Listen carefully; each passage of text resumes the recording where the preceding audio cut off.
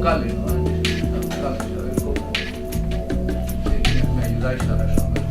Oye, pero cuando uno se mete en el coche y mira solo que como toca viendo el campo de mi coche, pero igual por eso no tengo todo diseño, es un laboratorio, es bien. De aquel lado salimos aquí, pero si tenéis para que queráis. Y este laboratorio de coches, los coches antes echaban, se limpiaban, y ahora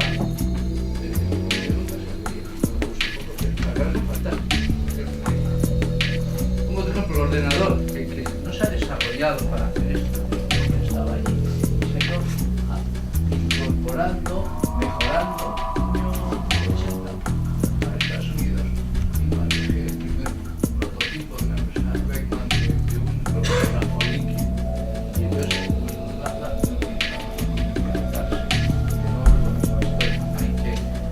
algo que está para que se hagan cosas para ellos, o sea, a ver cómo mejoramos todo esto.